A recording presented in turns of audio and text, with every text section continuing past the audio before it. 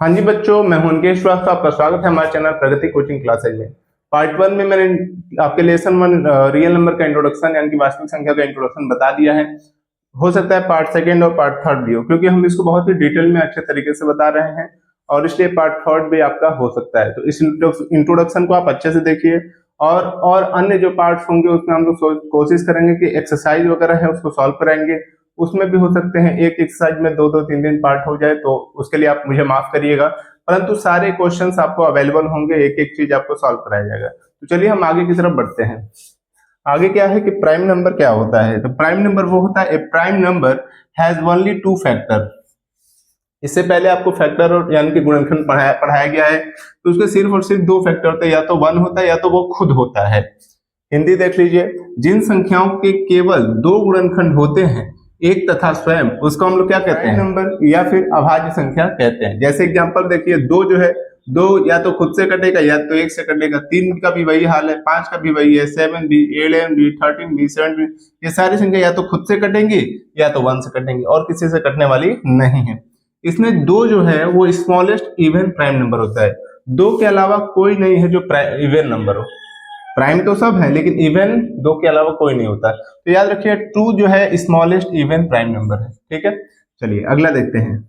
Even का मतलब हिंदी वाले जान ले, सम संख्याएं होती है जो 2 से विभाजित होती है। ठीक है, इधर देखिए, कंपोजिट नंबर प्राइम का एकदम उल्टा होता है।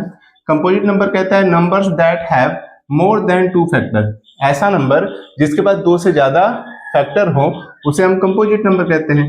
जैसे हिंदी में देखिए, भाज्य संख्या, जिन संख्याओं के 2 से ज्यादा गुणनखंड होते हैं भाज्य संख्या कहलाते हैं। जैसे कि 4 है तो 4 किससे किससे कट जाएगा, 1 से कटेगा, 2 से कटेगा, खुद से कटेगा, तो 3 फैक्टर न हो गए इसके। तो 2 से ज्यादा जिसके फैक्टर होंगे वही आपका कंपोजिट नंबर कहलाएगा। अच्छा, इसमें देखिए 9 जो है स्मॉलेस्ट ऑड कंपोजिट नंबर होता है। देखिए, ये इवन है, ये इवन है, ये ऑड है, ये इवन, ये इवन, ये इवन, ये इवन, ये ऑड। तो देख रहे ऑड बहुत दूर दूर पे आ रहा है, तो सबसे स्मॉलेस्ट ऑड कंपोजिट नंबर 9 होता है। ठीक है, अगला है coprime number. 2 numbers are coprime number if their HCF is 1। 2 number देखिए, हिंदी देखिए, 2 संख्याएं सअभाज्य संख्याएं कहलाती हैं। कब कहलाती हैं? जब उनका मसा 1 हो।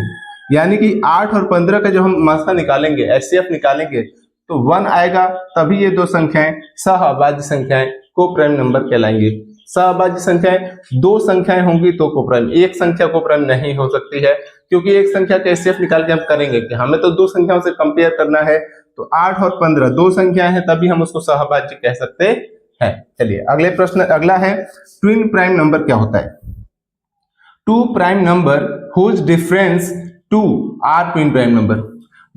हिंदी देखिए, वे अभाज्य संख्याएं जिनका अंतर 2 हो, युग्म अभाज्य संख्याएं होती हैं। अंतर कितना होना चाहिए? 2 होना चाहिए। जैसे देखिए, ये भी प्राइम है, ये भी प्राइम नंबर है, ये भी अभाज्य संख्या, ये भी अभाज्य संख्या, लेकिन बीच का अंतर कितना है? 2। इनके बीच का भी अंतर 2, इनके बीच का अंतर, यानी कि 2 ऐसे अभाज्य संख्याएं, 2 ऐसे प्राइम नंबर होने चाहिए जिनके बीच का जो गैप है 2 होना चाहिए। क्लियर है? इसका स्क्रीनशॉट ले लीजिए, फिर हम लोग आगे की तरफ बढ़ते हैं। तो हम लोग आगे देखते हैं कि रेशनल नंबर और इरेशनल नंबर क्या होता है। तो रेशनल नंबर है numbers that can be written in the form of p upon q where q is not equal to 0। Hindi देखिए, वे संख्याएं जिन्हें p upon q के रूप में लिखा जाए लेकिन q जो है 0 नहीं होना चाहिए। एग्जांपल में 1/2, 3/2, 5/6, 22/7। एक चीज देखिए, यहाँ पे पाई है और यहाँ पे 22/7 है, दोनों एक ही मान है, लेकिन पाई का जो मान ये जो है ना, लगभग मान होता है, करेक्ट मान नहीं होता है। लगभग मान ये होता है, करेक्ट मान जो है लगभग 3.16146 डॉट डॉट डॉट ये बढ़ता जाता है अनगिनत टाइम में। अच्छा, ये तो आपने समझ लिया p upon q के फॉर्म में होगा तो रेशनल नंबर। इरेशनल नंबर समझिए, numbers that can not be written in the form of p upon q। Number जो p upon q के फॉर्म में ना हो, वो संख्याएं जिन्हें p upon q के रूप में नहीं लिख सकते हैं। जैसे √2 है, इसको p upon √2 के नीचे 1 नहीं लगा सकते। अगर 2 बाहर होता तो लगाते, लेकिन यहाँ पे देखिए, अगर √4 हो गया तो √4 को हम 2 into 2 करके 1-2 बाहर निकाल सकते हैं, इसके नीचे 1 रख सकते हैं, ये परिमेय संख्या हो जाएगा। लेकिन √3 नहीं होगा, √2 नहीं होगा, क्योंकि हम इसको बाहर नहीं निकाल सकते हैं। बात समझ में आ रहा है? एक और चीज देखिए, जैसे कि हमारे रेशनल नंबर में अगर हम किसी चीज को डिवाइड करते हैं, भाग देते हैं, तो जो भागफल यानी कि क्वोशिएंट आता है वो अगर कुछ इस प्रकार का हो 346.22222 बढ़ता जाए तो ये आपका रेशनल नंबर, या फिर ऐसा हो 246.82 स्टॉप हो गया तो भी रेशनल नंबर, या फिर कुछ ऐसा हो 846.234234234 डॉट डॉट डॉट डॉट, तो ये भी हमारा होगा रेशनल नंबर, परिमेय संख्या।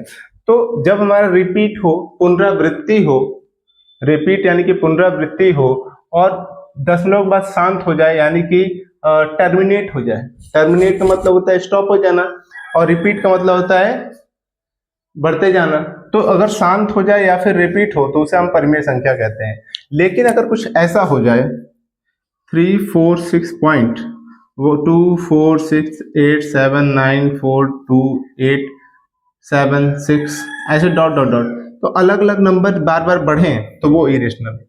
पाई का मान देखा था आपने, अलग अलग नंबर बार बार बढ़ रहे हैं, और भी देख लीजिए 864.2831285691 डॉट डॉट डॉट डॉट, तो अलग अलग संख्याएं बढ़ेंगी तो इरेशनल नंबर कहलाएंगे।